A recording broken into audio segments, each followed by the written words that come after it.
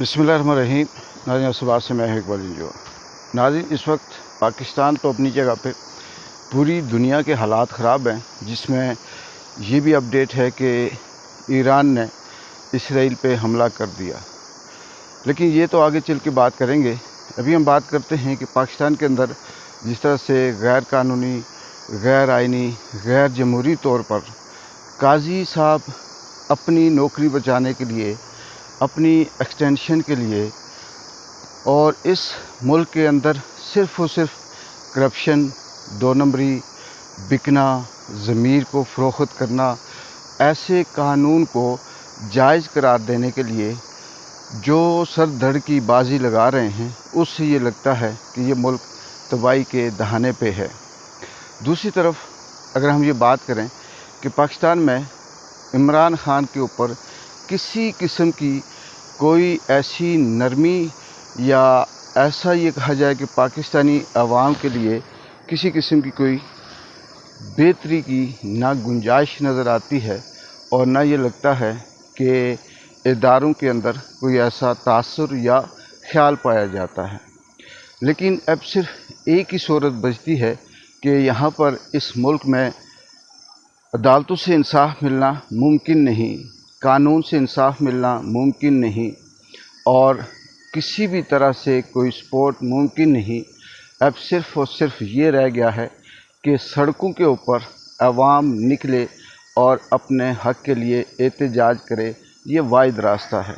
इसी चीज़ को सामने रखते हुए इमरान खान ने जो एहतजाज की कॉल दी है, जिसमें आज मियांवाली, मुल्तान, फैसलाबाद या बहावलपुर, इन शहरों के अंदर एहतजाज का आगाज़ होगा। इस एहतजाज से ये अंदाज़ा लगाया जा सकता है या लगाया जाएगा कि जो एहतजाज है, जो अवाम का प्रेशर है, वो कहाँ तक बिल्ड होता है और ये आगे कहाँ तक जाता है। इससे फिर ये बढ़ता जाएगा, और जब तक ये मैस लेवल पे नहीं पहुंचेगा तो ये समझें कि पाकिस्तान के अंदर कुछ भी बेहतर होने वाला नहीं है। बहुत से लोग, ये बहुत से सुनने और देखने वाले ये कहते हैं कि सब कुछ सही चल रहा है और यहाँ पर मसला कोई है ही नहीं, आप किस पे बात करते हैं। मुझे इस बात पे हैरत भी होती है, और मैं सोचता हूँ कि ऐसे लोग भी मौजूद हैं जिन्हें ये लग रहा है कि इस मुल्क के अंदर सब कुछ सही चल रहा है, जबकि यहाँ पर आम नौजवान पढ़े लिखे के लिए तमाम मुस्तकबिल के दरवाज़े बंद हैं, नौकरी के दरवाज़े बंद हैं। उनके लिए किसी किस्म का कोई ऐसा रास्ता नहीं है कि वो आगे बढ़ सकें। हर इदारे के ऊपर 70 साल तक के लोगों को बैठाकर वो नौजवानों की सलाहियतें सारी की सारी ख़त्म कर दी गई हैं, जो इस इदारे या किसी भी पोस्ट के लिए अहल होते हैं। इसकी वजह सिर्फ़ और सिर्फ इस वक्त मुफाद परस्ती है, और रजीम चेंज की सूरत में जो जाली हुकूमत है वो है।